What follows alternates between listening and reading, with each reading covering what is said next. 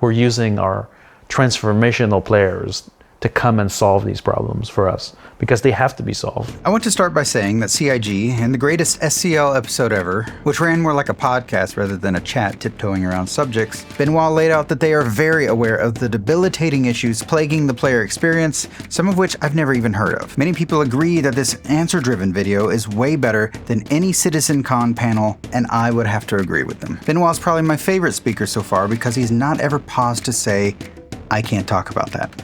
And for every one person having a great time, there are many more experiencing some form of game-breaking, session-ending, and overly frustrating issues. So if it's happening to me, it's happening to other people too. These things are real. Every creator has made a video critical of the game in some way. I've not weighed in on this, mainly because, well, I'm a nobody, but also because I'm not a constant player, but a mere casual nights and weekends. But that's exactly why I'm throwing my helmet into the piranha pit. Because a casual player's experience is probably the majority of the backers. Now, I think I'm generally a positive person. The videos I make are representative of my playing experience. My reactions are real from a casual perspective, and I neither cut out nor put extra bugs in. I find either to be disingenuous. I, Steve the Aviator, have historically hung around Hurston exploring bunkers and doing my own salvage, mainly because I don't have time to join other players in my org, which is Nova, by the way. And the times that I have played with them, they've been fantastic. Nova is awesome. So I figured I might as well stick to one location and get to know that very well in the game, which means predictable missions for me and little PvP. Also, Hurston doesn't freeze or suffocate you when your helmet comes off. Kind of important for survival. In a rare day off, I chose to raid Teddy's Playhouse, which many of you are familiar with, in search of new experiences and loot. And the return was very lopsided. The timestamps in this video are not topics, but instead unique game-killing bugs encountered in my 3 or 4 hour play window. I did run into the missing elevator bug, but seriously, that's so commonplace, it's not even worth adding. We're not trying to be nitpicky. The whole point is to present a general player experience, fumbling about in the verse, such as how my character did a fumbly floop on the floor. No crouch, prone, or jump commands worked, man. I was spamming them the whole time, and the shooting fish in a barrel opportunist accidentally saved me from this.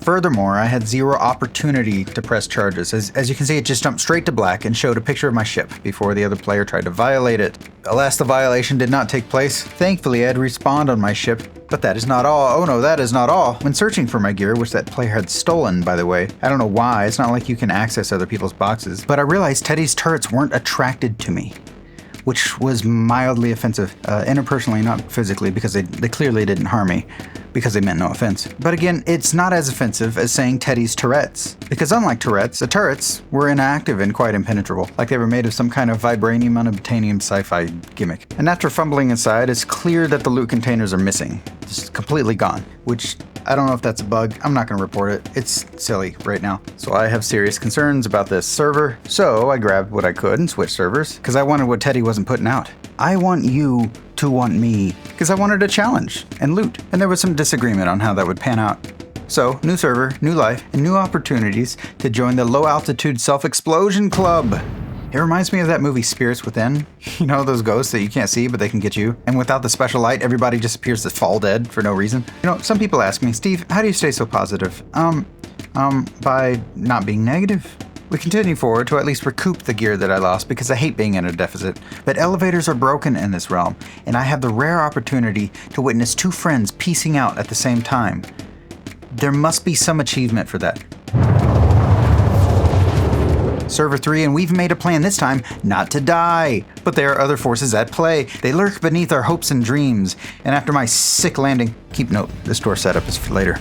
I trot up the hill thinking, this armor is undersized. It must be chafing my character. What is this?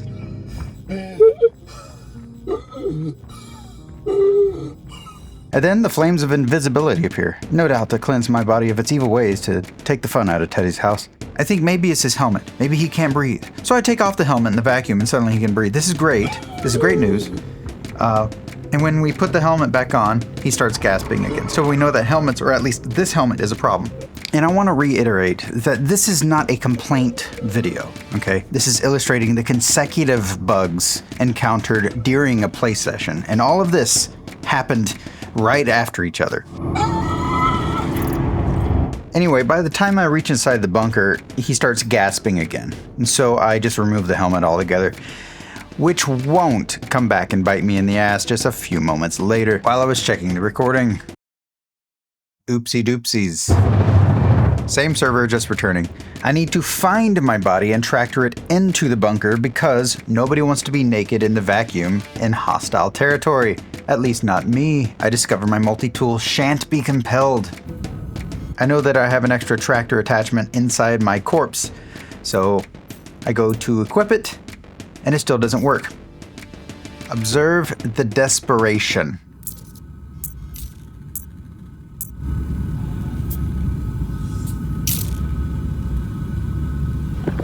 And body dragging seems to be hit and miss, and in this case, it was a miss. I can't drag my own body, which means I can't move it either with the tractor beam or by hand, so I have to strip bare and expose myself to these criminals in the vacuum of space, which is exactly what I did not want to do, and put myself in a potentially dangerous situation where I could not put my helmet back on. And guess what? I could not put my helmet back on. You just can't. And I didn't think to pull anything out of the backpack. I took one look at that box with the red X and scrammed inside.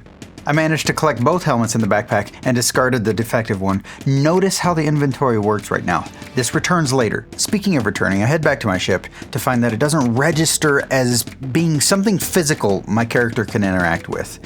Whatever that means, that's what it is. But the plot thickens. Because it turns out all helmets fatigue your character, not just the invisible heavy one. And without an oxygen-rich spaceship for me to remove my helmet in, I go for my previous ship, which is right next door. Remember this door from earlier?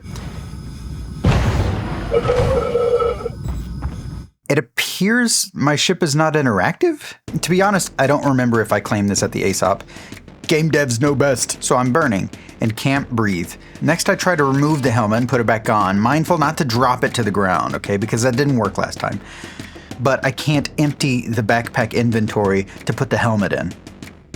In a panic, I take off the helmet in hopes that would jostle the inventory system, but I end up dying. I respawn in the red and grab my helmet naked, but end up dying outside for obvious reasons, only to return to the issue of not being able to pick up a helmet box with armor on.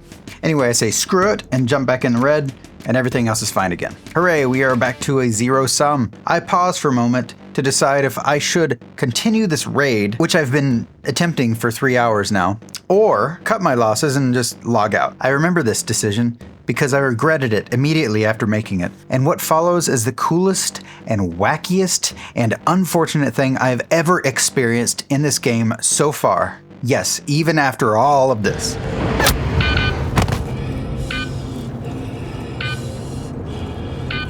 Switching from the medical tool was an accident, but I had already seen the canister looked empty, so I moved on.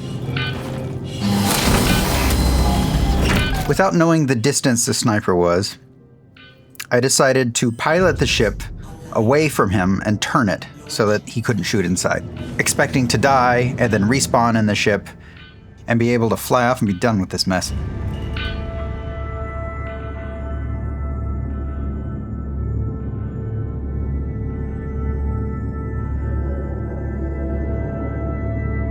And even to my surprise, I was surprised that didn't happen.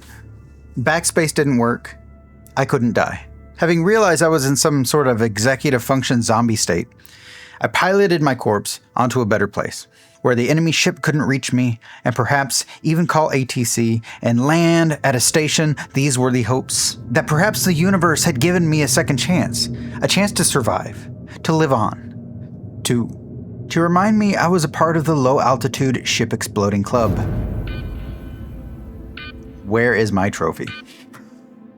I won't lie and say I didn't Alt F4. Of course I did. That's why there's no more B-roll. The move to cancel the free fly and focus on these fixes is important and is probably the best decision this company has made, which is not to be critical of the company, it is to laud good decision making. The prospect of losing event revenue for a whole year can be daunting, but the prospect of having a working game that people talk about, that draw people in, also brings in revenue. I'm glad CIG is looking past being a feature-driven company and instead focusing on the experience, because I don't care about features. I care about the experience. There's a lot of structure here. If it's unplayable, then it's unplayable. And no amount of features you add makes any difference to me, right? So I hope this video was helpful to engineers or devs or decision makers, or those looking for more insight on important versus less important bugs to fix. This is what I encountered. Good luck, CIG. And Jared, my heart goes out to you. I'm glad your dad got to see it before he left.